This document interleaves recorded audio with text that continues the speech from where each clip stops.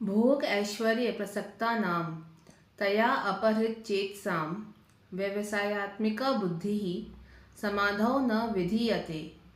गीता दूसरा अध्याय या 44वां श्लोक। तो पिछले 2 श्लोकों में कृष्ण ने हमें कौशन किया था कि फल की लालच से वैदिक कर्मकांड नहीं करने चाहिए। इस श्लोक में इसी बात को वो कंप्लीट करते हैं। तो हमें कहते हैं भोग ऐश्वर्य प्रसक्ता नाम, जो भोग में ऐश्वर्य में पूरी तरह आसक्त हैं, तो लग्जरी और वर्ल्डली गुड्स के एंजॉयमेंट में जो पूरी तरह डूबे हुए हैं, तया अपहृत चेतसाम, उनके चित्त का अपहरण हो गया है, उनके दिमाग को, उनकी बुद्धि को किडनैप कर लिया है। किसने? उसके लिए पिछले 2 श्लोकों में जाना पड़ेगा कि वैदिक रिचुअल्स में तरह तरह के हमें फल बताए गए हैं कि ये रिचुअल करोगे तो ये मिल जाएगा।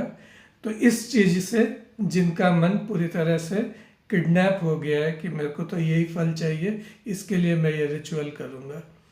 तो ये 3 श्लोक हमें मिलाकर पढ़ने होंगे।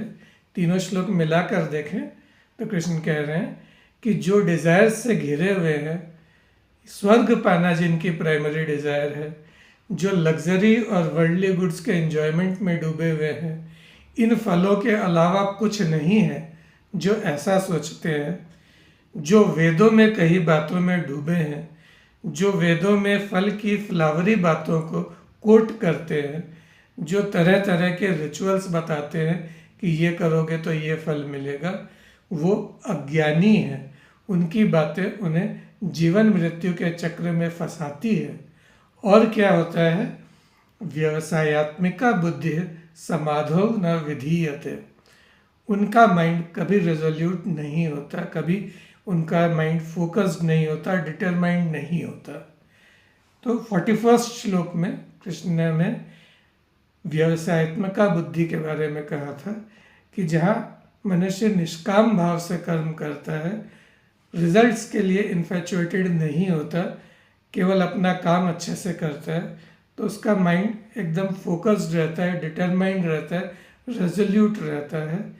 जो कामनाओं से भरा हुआ है, उसका माइंड कभी रेजोल्यूट नहीं होता।